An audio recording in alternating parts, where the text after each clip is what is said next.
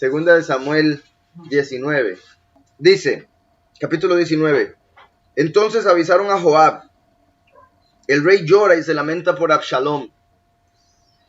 Recuerdan que en el capítulo que habíamos leído anterior, y bueno, un par de capítulos anteriores, Absalom, hijo de David, se rebeló y quiso tomar el reino.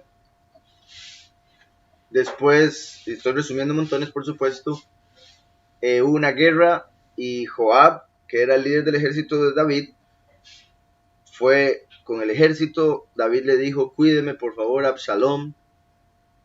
Eso hizo que algunos se sintieran como, pero le importa más su hijo rebelde que lo quiere matar y a todos nosotros que estamos por dar la vida por usted. Entonces eso fue un poco duro para algunos. Y Joab no hizo mucho caso de eso, de que tuviera cuidado. Y cuando vio a Absalom guindado del pelo, porque tenía, ¿verdad?, una greña, tenía un montón de pelo que habíamos leído, era un hombre perfecto en apariencia. Bueno, era perfecto, pero en apariencia. Y quedó guindado de cabello. Y llegó Joab cuando lo vio. Unas traducciones dicen que le pegó 3 dardos. Otra dice que le pegó con un palo 3 veces. Y después los otros lo agarraron y lo mataron. Porque había quedado agonizando. Entonces le fue mal. Le llegaron a informar a David. Y David se empezó a lamentar por eso. Lo cual yo creo que aquí estamos por leer lo que sigue. Entonces voy a continuar. Entonces avisaron a Joab, el rey llora y se lamenta por Absalom. Y se convirtió aquel día de triunfo en luto para todo el pueblo. Porque aquel día oyó decir el pueblo que el rey estaba afligido por su hijo.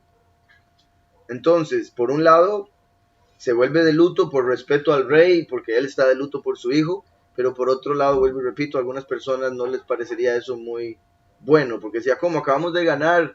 Una gente dio la vida por usted y usted está llorando por el rebelde. Entonces, por un lado, nos muestra, porque David tiene un corazón como el corazón de Yahweh, nos muestra el amor de Yahweh para con sus hijos, incluso cuando han caído en rebelión.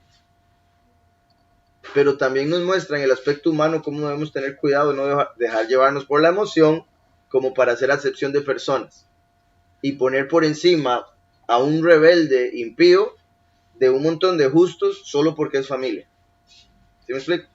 Entonces vemos 2 factores importantes, que el Padre todo lo perdona y nos ama de una manera que no nos imaginamos, pero en el aspecto humano vemos a David dejándose llevar por las emociones, lo que estábamos hablando ahorita. Curioso que David tiene un corazón como el corazón de Yahweh, entonces eso significa que David estaba muy conectado con sus emociones. Y mi punto es que no dice tenía un cerebro como el cerebro de Yahweh, sino que tenía un corazón, porque el corazón tiene que ver con la parte baja que mencionaba ahora. Entonces, es como, por eso he dicho también, Yahushua es el cerebro, el último es el corazón. Ningún ser humano puede vivir sin uno de los dos, primero y último.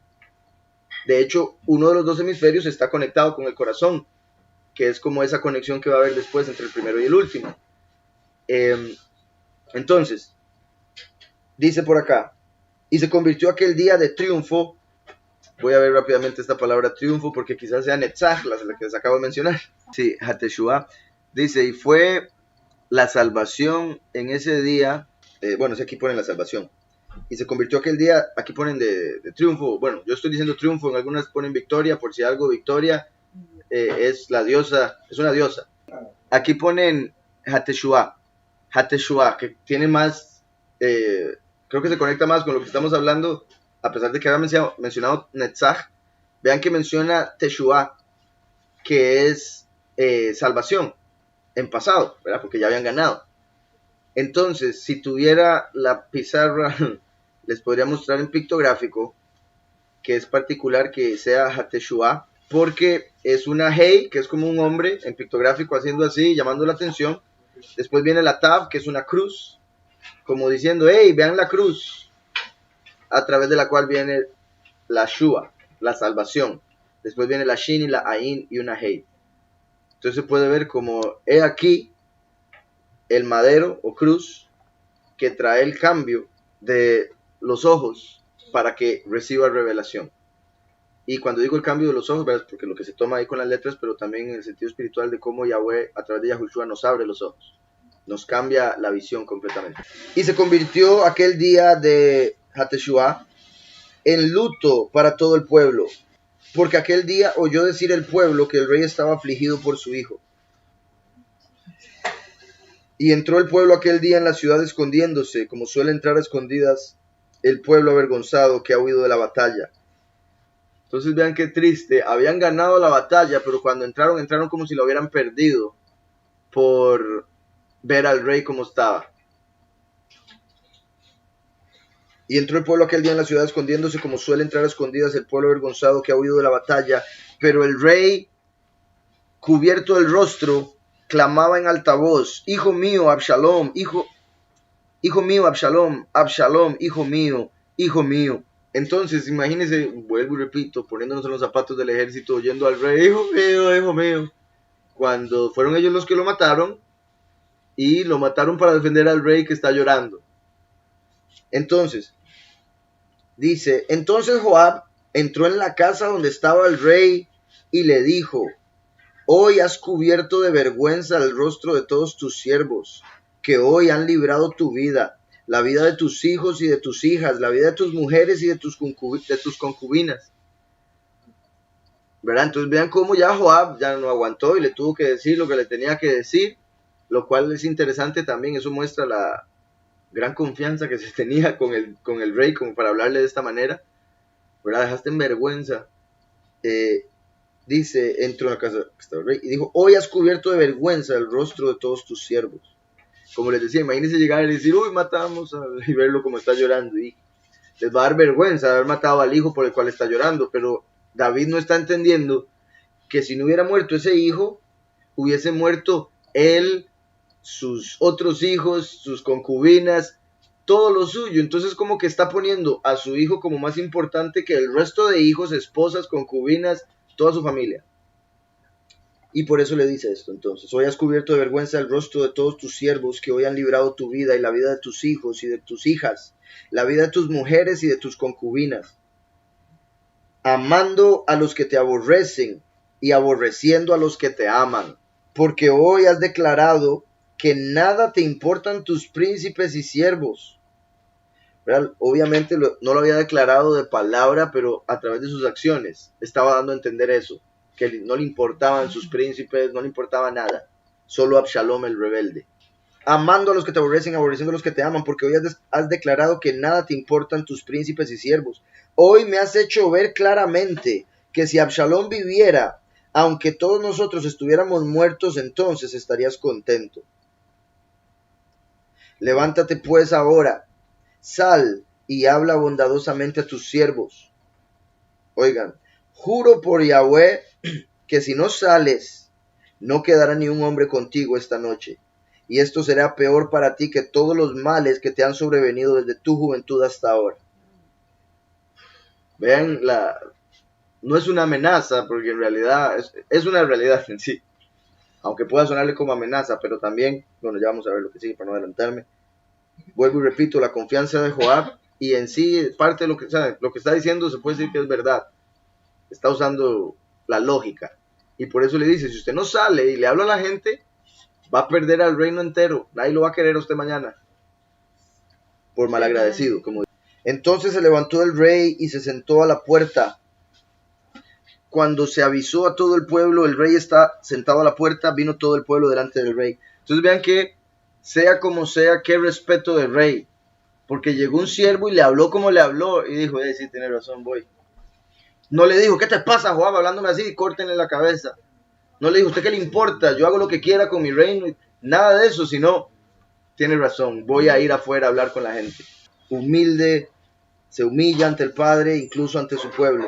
Se levantó el rey y se sentó a la puerta. También interesante, ¿verdad? Se sienta a la puerta y Yahushua es la puerta. Entonces, volvemos a lo mismo, es el último yendo a Yahushua para poder lidiar con esta situación y traer al pueblo de vuelta a sí mismo, porque lo estaba perdiendo. Vino todo el pueblo delante del rey. Mientras los de Israel habían huido cada uno a su tienda. Con Israel se refiere a los que estaban con Absalom. porque era como Yahudá peleando contra Israel en cierta forma, a pesar de que todavía no se había separado el reino como después de Shlomo. Y todo el pueblo discutía en todas las tribus de Israel diciendo: el rey nos ha librado de manos de nuestros enemigos y nos ha salvado de manos de los filisteos, pero ahora ha huido del país por miedo de Absalom. Entonces eso es lo que decían las tribus de Israel: el rey nos ha librado de manos de nuestros enemigos y nos ha salvado de manos de los filisteos, pero ahora ha huido del país por miedo de Absalom. Entonces se sorprendían: ¿cómo ha peleado con esos? ¿Cómo ha peleado con aquellos? Y terminó huyendo por Absalom, que es un joven, es su hijo. Y en sí era por el amor que le tenía a su hijo, no quería pelear con él. Él dice: no, si Yahweh quiere darle el reino, que se lo dé. Si yo no me merezco el trono, no lo voy a tener. Entonces, el rey nos ha librado de manos de nuestros enemigos y nos ha salvado de manos de los filisteos, pero ahora ha huido del país por miedo de Absalom. Y Absalom, a quien habíamos ungido sobre nosotros, ha muerto en la batalla. ¿Por qué pues estáis callados respecto de hacer volver al rey? ¿Verdad? Entonces básicamente están hablando entre ellos, diciendo lo que pasó, contándoles, además de que Absalom murió. Y llegan a la conclusión: ¿qué estamos haciendo aquí? ¿Qué estamos esperando? Tenemos que volver al rey. Tenemos que hacer que el rey vuelva a su trono. ¿Por qué pues estáis callados respecto de hacer volver al rey? Pero como le digo, o sea, mucho de eso fue lo que sucedió cuando Absalom mató al primogénito. Absalom mató al primogénito de David, porque el primogénito de David violó a una hija de David. ¿Verdad? Sí, a Tamar, exacto. Entonces desde ahí todo se empezó a desarmar con Absalom. No hubo corrección desde exacto, él debió hacer, y eso fue el problema, eso fue la profecía. Y después no solo no lo corrige, sino que lo aleja de él y no lo ve por varios años. Entonces Absalom cada vez iba agarrando más rencor hacia su papá. Y decía: ¿cómo es eso? Y es curioso porque aquello de lo cual Joab está acusando ahorita a David, se podría decir, es de algo que lo acusaba Absalom. Porque era como decir: ¿por qué usted no hizo juicio con ese pecador hijo suyo que violó a su hija? Voy a tener que hacerlo yo.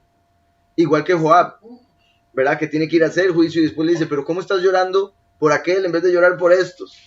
¿Verdad? O alegrarte por el triunfo en sí. Que mi punto es, David, por ejemplo, debió inclinarse primero por corregir a Amnón, castigarlo, y después entender, si él no hizo nada, por qué Absalom sí hizo algo, ¿verdad? Por amor a su hermana. Entonces, sí creo, se dejó llevar por las emociones. No, me imagino que no sabía qué hacer con la muerte de un hijo y se sintió demasiado mal y veía a Absalom como obviamente el culpable de la muerte de su hijo, así como ahora iba a ver a Joab como el culpable de la muerte de Absalom. Entonces eso hace que, bueno, vemos el círculo vicioso, por decirlo así, como si uno no rectifica se vuelve a repetir, y eso fue lo que sucedió con David en cierta forma. Al no rectificar correctamente, lo que sucedió con Tamar y Amnón hizo que Absalom se alejara, y ahora está por rectificar lo que estaba sucediendo, porque ahora Joab le habló y él está haciendo caso. Y fue lo que dijiste ahora: el padre que no castiga a sus hijos los abomina. Pero es una línea tan delgada en el sentido de que puedo entender el amor, o sea, puedo entender, no necesariamente, bueno, pues, qué difícil estar hablando con padres, pero el amor que le puede tener un padre o una madre a sus hijos, y esa línea de, ok, no quiero que sufra, no quiero que llore, pero necesito que él entienda para que no se haga peor en el futuro, entonces tengo que hacerlo. Y por eso literalmente se dice: me duele más a mí que a ti. Y tal vez ellos no lo entiendan: no, yo soy el que estoy, pero así es. Al papá le va a doler tener que castigar a sus hijos porque los va a ver llorar, y obviamente uno no quiere ver nunca ver llorar a sus hijos, pero es mejor verlos llorar un poquito por algo que no entienden ahorita que verlos sufrir toda la vida y hacer sufrir a un montón de gente. Ajá, y eso es parte del castigo por los errores que cometió, o no voy a decir castigo, la rectificación. Tuvo que sufrir esas cosas principalmente por haberse metido con Betseba, haber cometido adulterio con la mujer de Uría. Y Maacá era la mamá de Absalom. Absalom significa padre de paz, lo cual es curioso porque se volvió el rebelde. Representa a Hillel, Lucifer, que él dice ser un padre de paz, pero solo trae guerra. Y Maacá significa opresión. Entonces Absalom era el hijo de la opresión. y por eso se convirtió en un opresor. ¿Sí me explico? Era hijo de la opresión, Maacá, y por ende se convirtió en un opresor. Sí, Maacá era hija de Talmai, un hombre llamado Talmai, que era el rey de Geshur. Entonces él hizo, como por decirlo así, pacto con Geshur para mantener Shalom y le dio a su hija, y con él tuvo Absalom. Pero se podría decir también que de ahí vino la maldad de Absalom, como normalmente sucede, ¿verdad? Pero como te digo, sí, el hecho de que, y esto sucedió varias veces, y no estoy diciendo porque ella sea la mujer, sino por el hecho de que ella era de otro pueblo. La maldad de Absalom habría venido de ese lado, de Maacá, y por eso Maacá significa opresión. Y Geshur significa el que observa con orgullo. Se puede ver positivo en ay, qué orgulloso estoy de mi hijo, pero también una persona soberbia y orgullosa. Entonces se podría decir que Absalom fue el hijo de la opresión, el nieto del orgullo. Y vemos que Lucifer es eso, es orgulloso y es un opresor, aunque dice ser padre de paz. ¿Por qué pues estáis callados respecto de hacer volver al rey? Entonces el rey David mandó decir a los sacerdotes, los Kohanim, Sadoc y Abiatar: hablad a los ancianos de Yahudá y decidles: ¿por qué vais a ser vosotros los últimos en hacer volver al rey a su casa? Entonces vean cómo el pueblo de Israel está listo para volver al rey, y Judá era el pueblo más cercano al rey. Entonces David les está diciendo: ¿cómo es eso? Que van a ser primero los israelitas los que me van a llamar de vuelta. No es lo lógico, no es lo que debería ser. ¿Por qué vais a ser vosotros los últimos en hacer volver al rey a su casa, cuando la palabra de todo Israel ha venido al rey para hacerlo volver a su casa? Vosotros sois mis hermanos, mis huesos y mi carne sois. Vean qué particular, porque eso es como lo que dice la escritura en Juan 1, 11 y 12. A los suyos vino, mas los suyos no le recibieron. Aquí David está diciendo: ¿cómo es eso que ustedes son los míos y no me quieren recibir como rey, mientras que Israel sí? Eso es interesante porque también se conecta con el último. Es como diciéndoles a unos: ¿cómo es que ustedes no me quieren recibir? Pero el montón de, o sea, alrededor del mundo, los que van a ser los 144,000 en diferentes lugares, ellos sí reciben. Y lo digo así porque porque Israel es representado por Efraín, y Efraín está esparcido por el mundo entero. Y de hecho se conecta con lo que habla ahora con el hermano que ya se fue a dormir, creo, que ve la arena y dice, ¿verdad? Y Yahweh dijo que vamos a ser más numerosos que la arena. Imagínense, ¿verdad? Apenas empezamos ahí, estando que unos 30 quizá, pero vieron el montón de arena y lo difícil que es deshacerse de ella. ¿Verdad? ¿Cómo se queda por allá? Bendito Yahweh, que no tenemos idea del montón que vamos a hacer. Imagínense tener esto que tenemos aquí entre nosotros, con miles de millones de personas, y conocer de una manera inimaginable, súper profunda, a fondo. Y no solo eso, la comunicación va a ser como ninguna otra. No va a haber malentendidos de ningún tipo.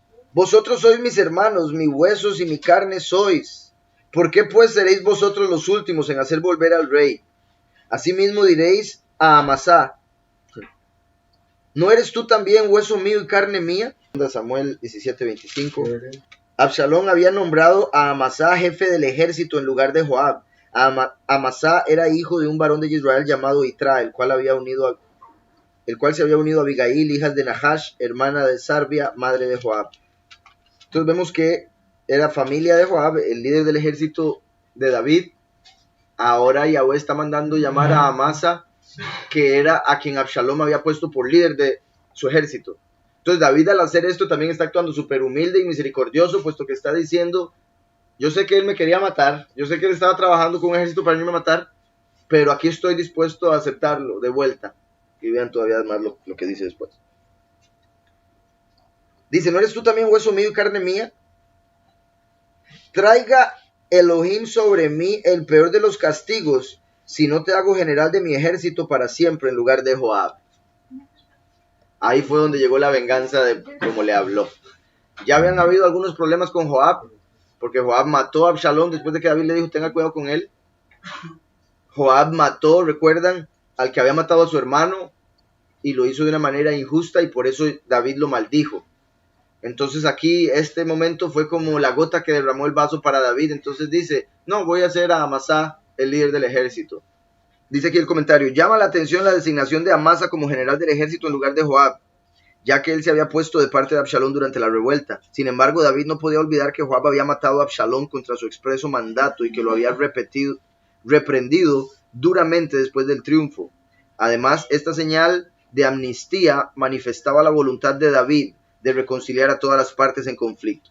Entonces ahí, como les decía, vean la misericordia, puesto que le está perdonando a aquel que lo quería matar y le está diciendo, venga, vamos a estar bien. Eso iba a hacer que todos los demás que se habían rebelado también vinieran, ¿verdad? Porque si el líder del ejército enemigo viene, ahora también el ejército va a venir. Dice, así inclinó el corazón de todos los hombres de Yahudá, como el de un solo hombre, para que enviaran a decir al rey, vuelve tú y todos tus siervos. Entonces, a través de quitar a Joab, poner a Amasa, se ganó de vuelta al pueblo que lo había abandonado. Y los de su carne, Yahudim, vinieron a él.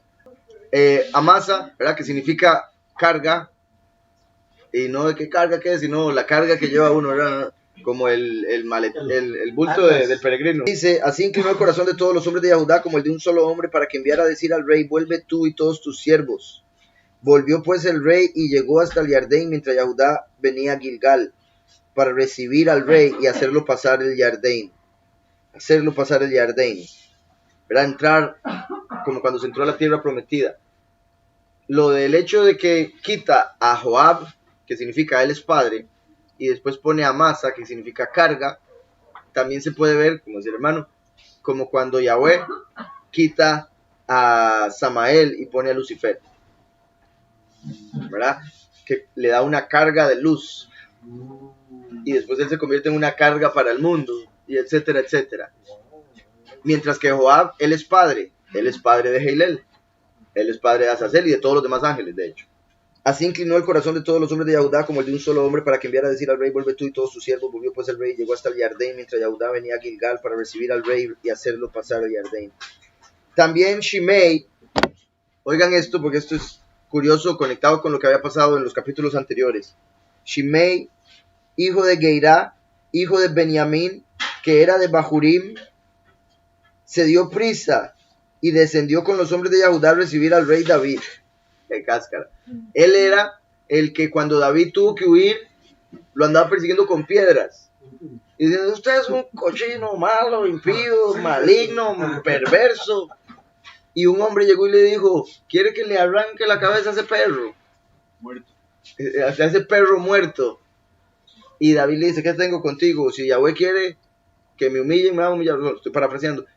Es Yahweh el que quiere que me maldigan. Y si Yahweh lo quiere, así lo vamos a dejar.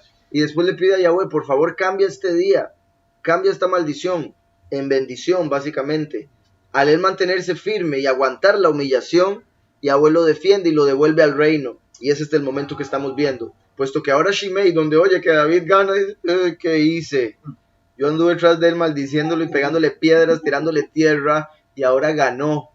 No puede ser. Entonces cuando dicen que van a ir a recibirlo, sale corriendo el primero. Entonces dice, también Shimei, hijo de Geirá, hijo de Benjamín, que era de Bahurim, se dio prisa y descendió con los hombres de Yahudá a recibir al rey David. Con él venían 1000 hombres de Benjamín, y asimismo Siba. Entonces, criado de la casa de Shaul, con sus 15 hijos, y sus 20 siervos, los cuales pasaron el Jardín delante del rey. Y cruzaron el vado para hacer pasar a la familia del rey y complacer sus deseos. Shimei, hijo de Geirá, se postró delante del rey cuando éste pasó el Jardín. Recuerden lo que dice Yahweh en Apocalipsis, lo que nos dice, bendito sea. En Apocalipsis, lo dice en Apocalipsis 12, Apocalipsis 3, pero voy a leer el del 3.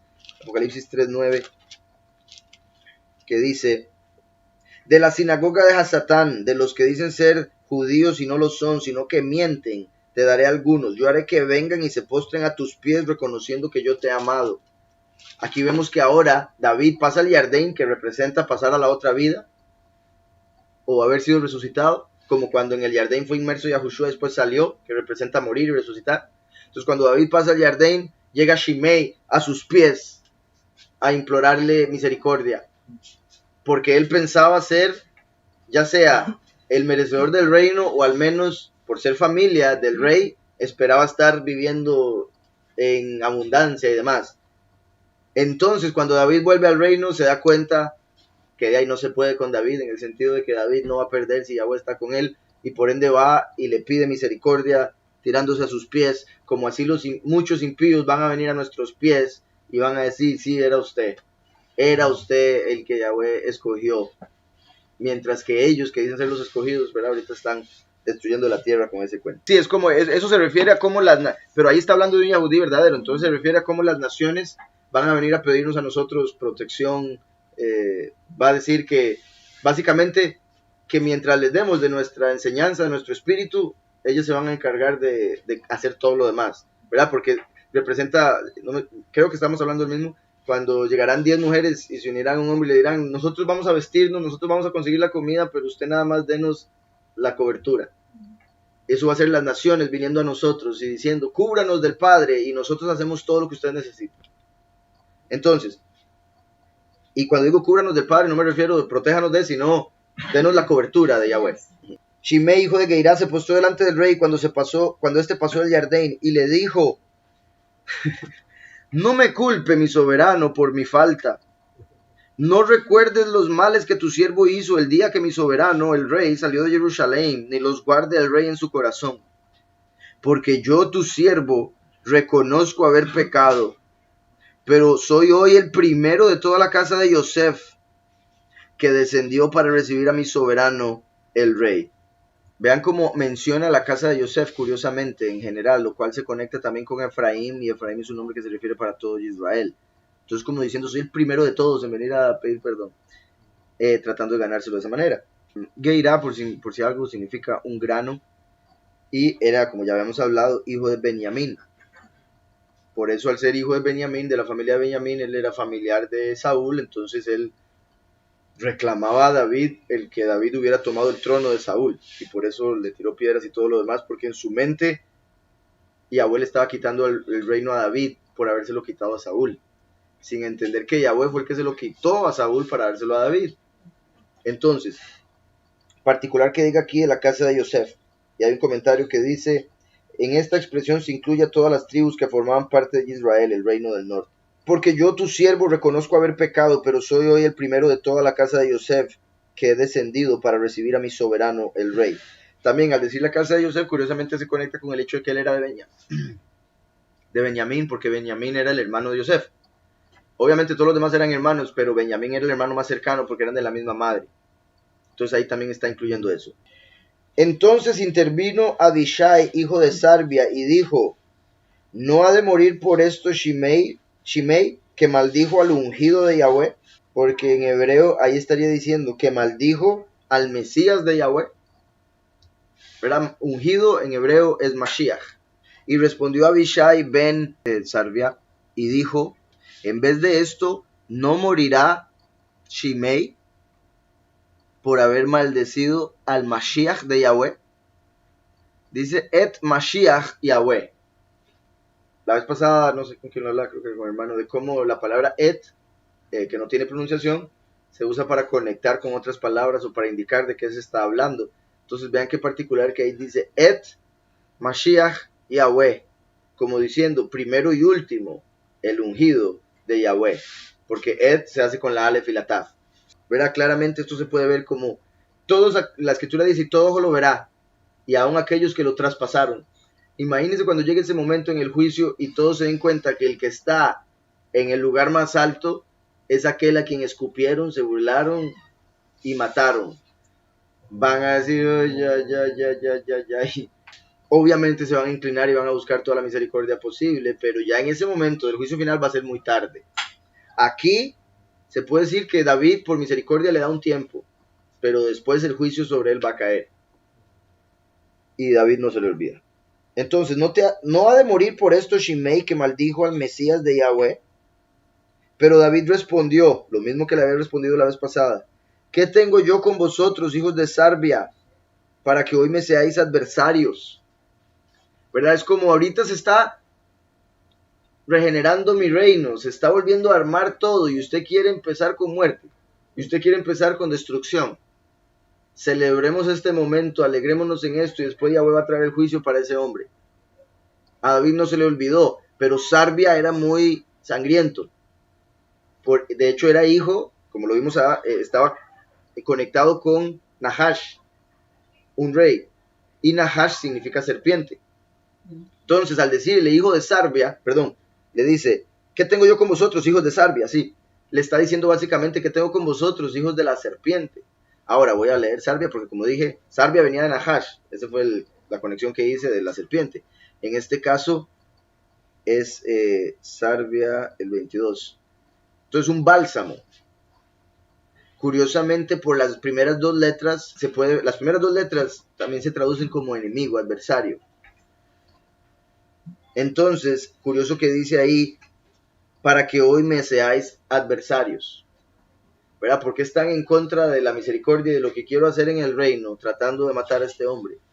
Y eso es algo que ya les había dicho, repito, porque son hijos de la serpiente en el sentido del nombre del abuelo, y porque eran bien sangrientos y ya habían matado unas cuantas personas de una manera, o sea, por cuestiones personales, no por justicia celestial.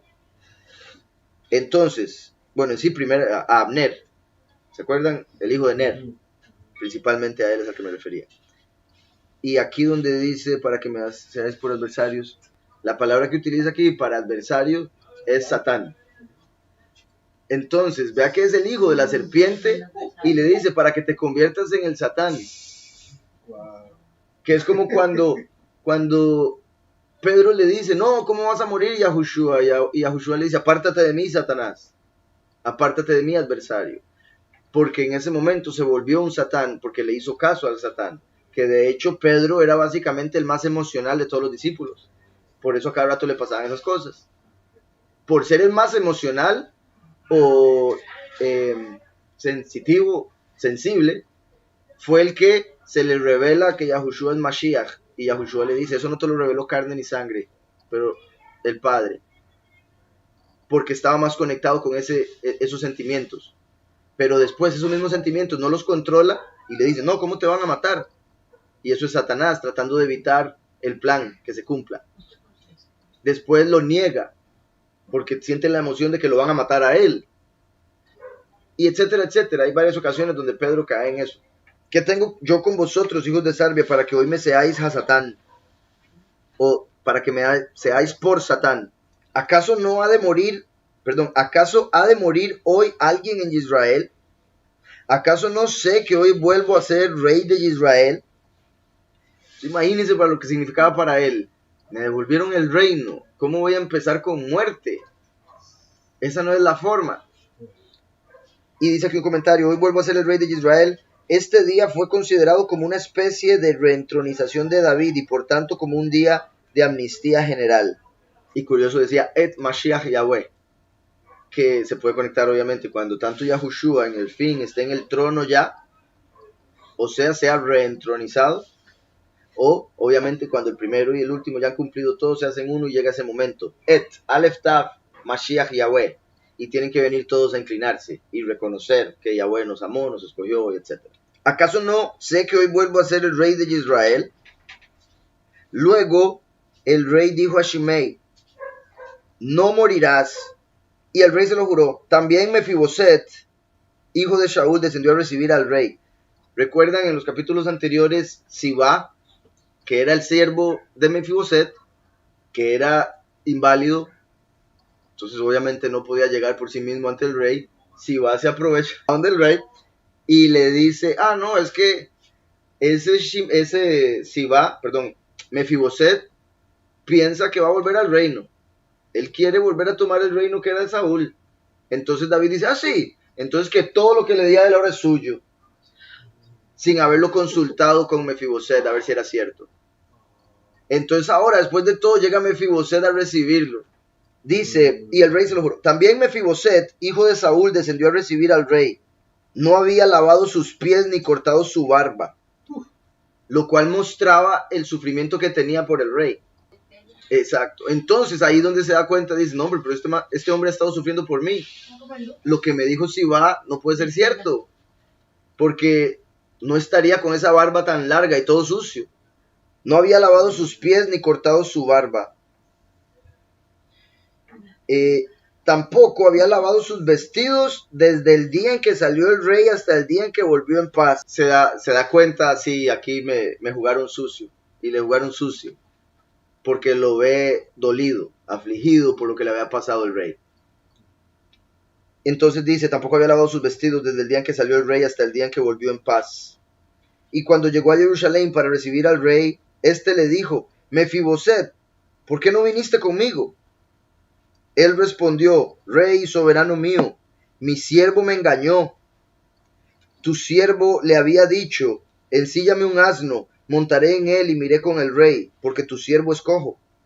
Él ha calumniado a tu siervo delante de mi soberano el rey, pero mi soberano el rey es como un malaj de Elohim. Trátame pues como mejor te parezca. Vean qué sorprendente también la humildad de él. Tráteme como le dé la gana, porque usted es como un malaj de Yahweh. Yahweh va a usarlo a usted para hacer su voluntad. También cuando le dice un malaj de Yahweh, da a entender, usted ya sabe lo que pasó. No tengo que ni explicarle.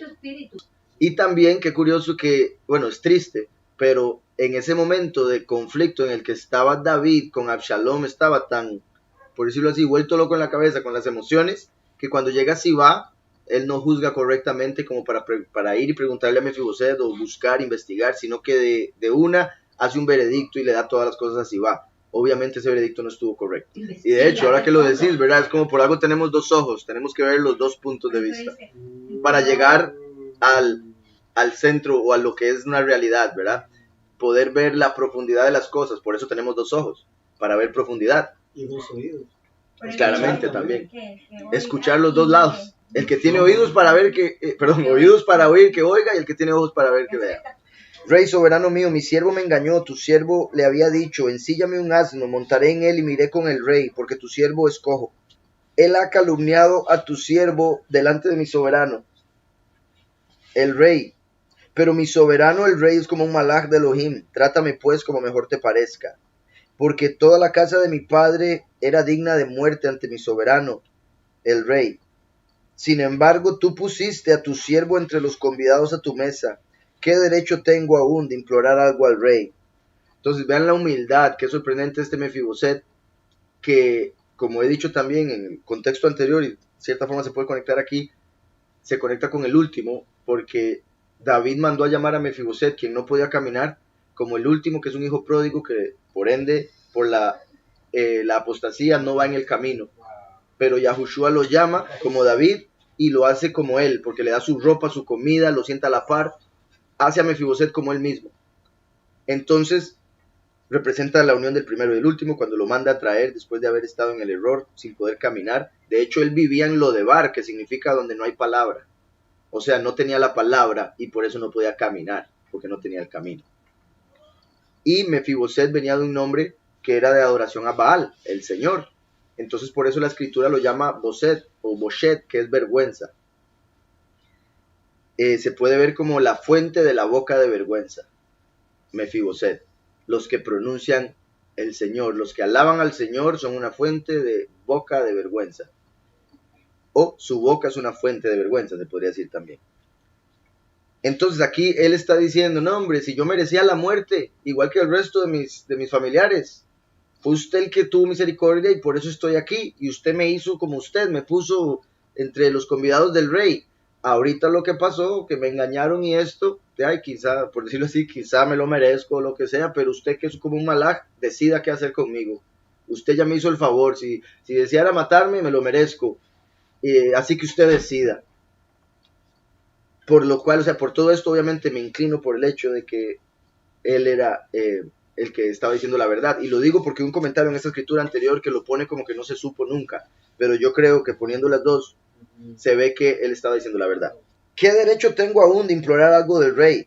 El rey le dijo, ¿para qué más palabras?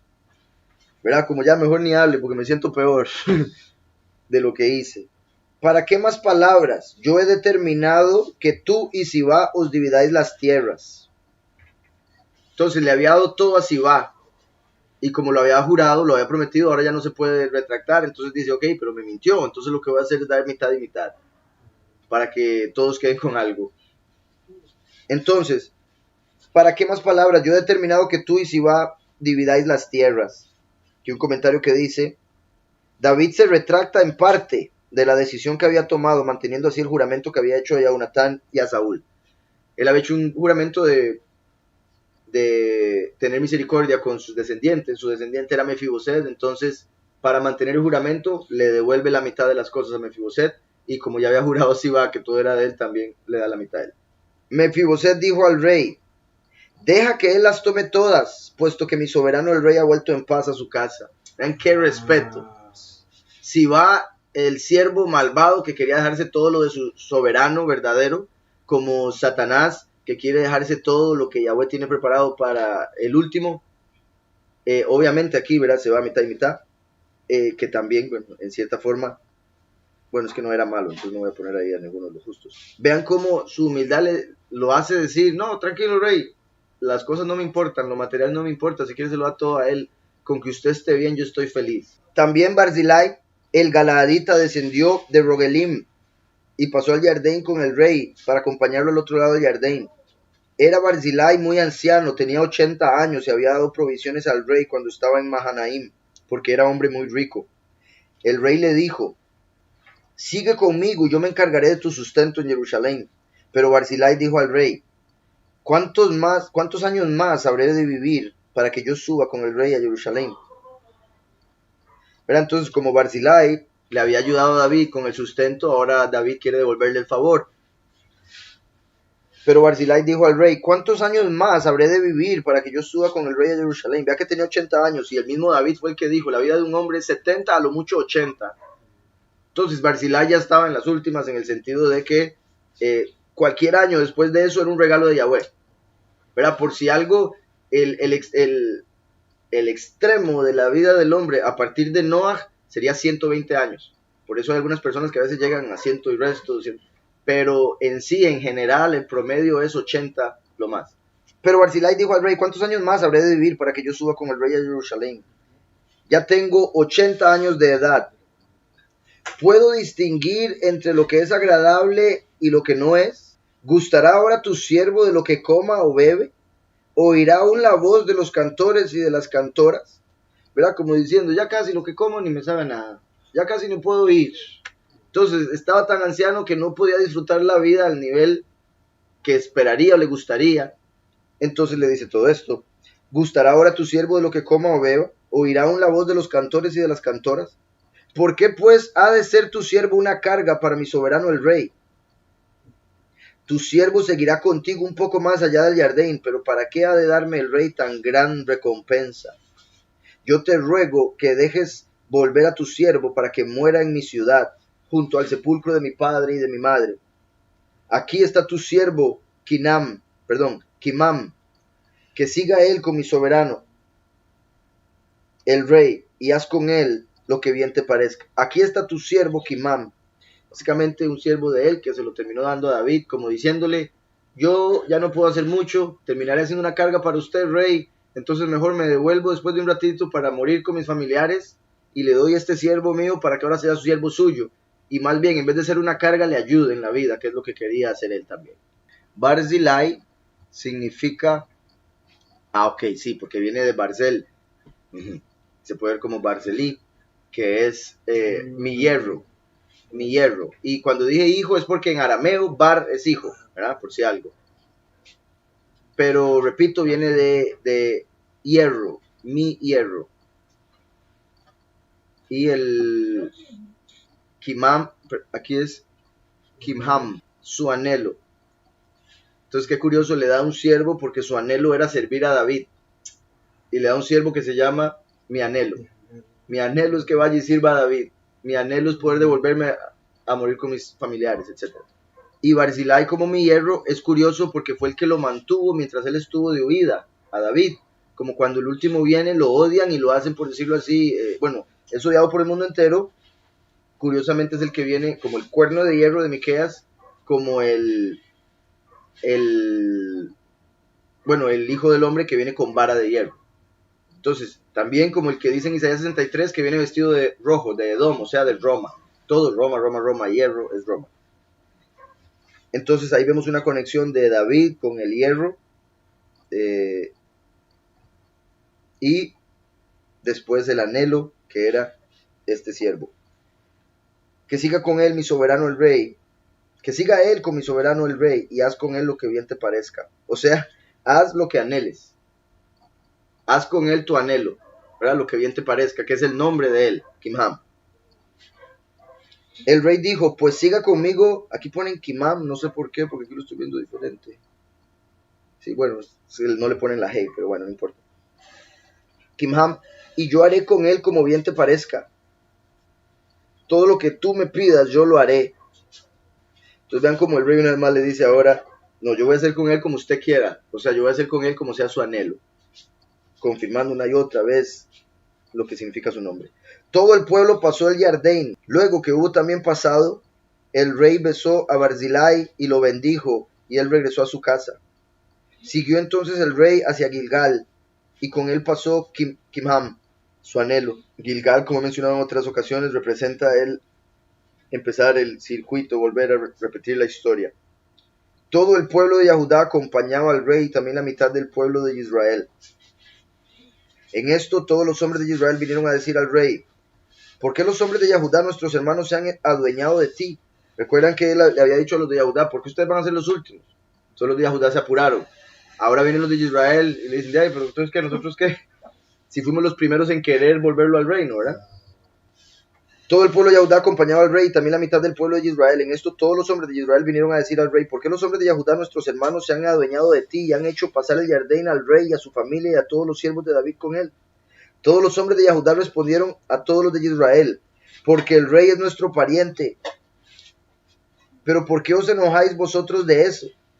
Vea, esto se podría ver como el último, bueno, sí, Mashiach haciendo que el último pase a la otra vida con los 144,000 y los muchos diciendo, ay, ¿y nosotros qué?